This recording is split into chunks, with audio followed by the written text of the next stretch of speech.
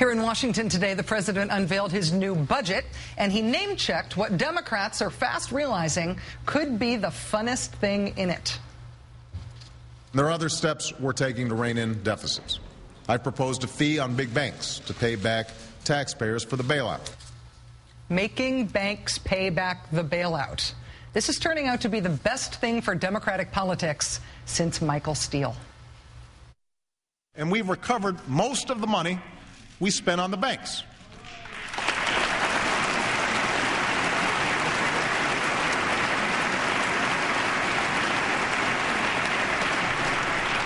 Most, but not all. To recover the rest, I've proposed a fee on the biggest banks. Now,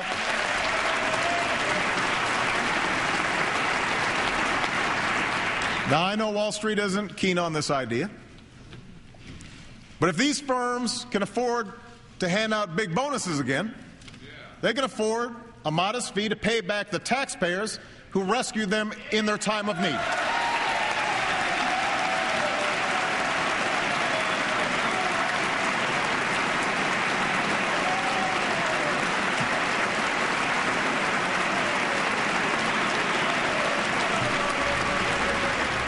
And that's the political money shot right there. Should Wall Street pay back taxpayers for the bailout? Democrats applauding, thundering applause, leaping to their feet.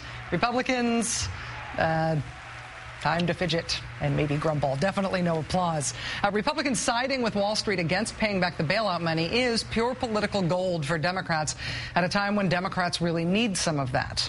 On the substance, though, there's one fact about the bailouts and the whole idea of paying it back that hasn't really sunk in politically. When it comes to TARP funds, that $700 billion bailout, most of the banks have already paid back their loans.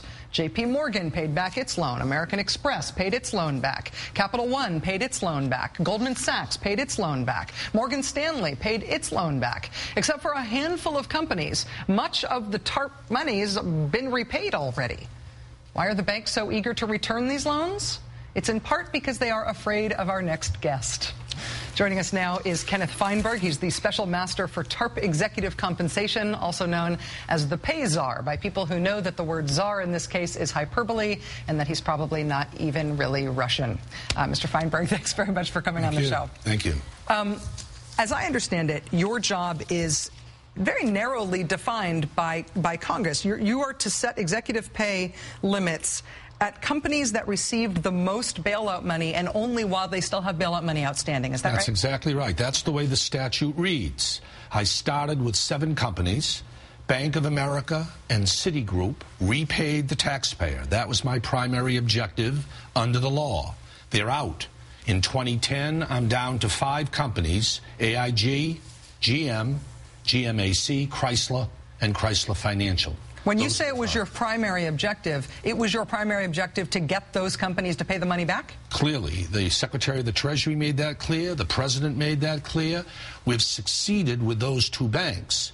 My secondary objective, an important one, is try and align executive compensation so that it avoids the type of risk-taking that helped bring on this financial debacle. And we are trying to influence voluntarily how Wall Street aligns its compensation so that it better reflects value rather than risk-taking. So executive pay, in this case being done, is in a sort of demonstration project, because you're not talking about a large number of executives or a large number of firms here, but essentially defining executive pay as part of financial reform, saying the way that people are paid is part of the problem for why these institutions are taking on too much risk? That's right. Give them low base cash salaries, no guaranteed salaries, no guaranteed bonuses other than a base salary. Give the remaining compensation in the form of stock, so that your individual compensation is tied to the success, the financial success of that company, and don't let that stock be transferred until 3, 4, 5 years out, so that long-term growth in the company will also influence your own individual compensation. That's the goal in terms of how we structure pay going forward under my program. Could there be changes made in corporate law, corporate governance structure, regulatory structure, so that that's the way it had to be, rather than you demonstrating that this is the way it ought to be. Absolutely. The best way to look, I think, at what the administration's trying to do with executive pay is look at the menu of initiatives, not just me. My role, as you say, Rachel, is rather limited. But look at what else is being tried. Corporate governance reform. You heard Congressman Frank. Regulatory reform. New compensation prescriptions at the Federal Reserve, at the SEC, at the FDIC. And to rein in the huge excessive bonuses. You have the bank fee legislation proposed by the administration. You've got the Volcker proposal in terms of breaking up powerful banking entities. When you look at the whole menu, not just what I'm doing, you see a rather concerted effort here to rein in pay. And when you add the G20 principles proposed by Secretary Geithner, you get an international effort here to try and do something about excessive compensation on Wall Street. It is something that feels like an issue of fairness because it's taxpayer money. It feels symbolic in terms of the harm done to the country by the financial services industry and the departures from common sense that led them down the roads they went down in the last few years. You're making the case that it's also part of good regulatory reform in the sense that it would make these companies less driven toward risk as a matter of their incentives. But there's sort of a philosophical question here, too, and I think it's the reason that your job has captured a lot of people's imagination more than other reformers. It didn't used to be so in this country that the difference between the lowest paid person at a corporation and the CEO was as big as it is now. There's never been that big a gap before.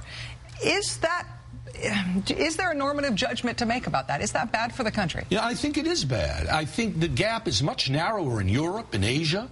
The gap in the United States in the last 25 years has become so wide that the perceptions here on Wall Street versus Main Street are incredibly difficult to overcome. And I can do something, the Treasury Department and the Special Master's Office can make some effort to try and narrow that gap. I think the administration's various other proposals will further help narrow that gap.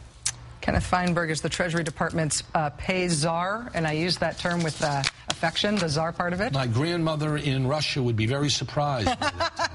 Well, see, now you've just opened up a whole nother level of conspiracy theory. Congratulations. Nice to meet you, Mr. Feinberg. Thank you very much. Thank you.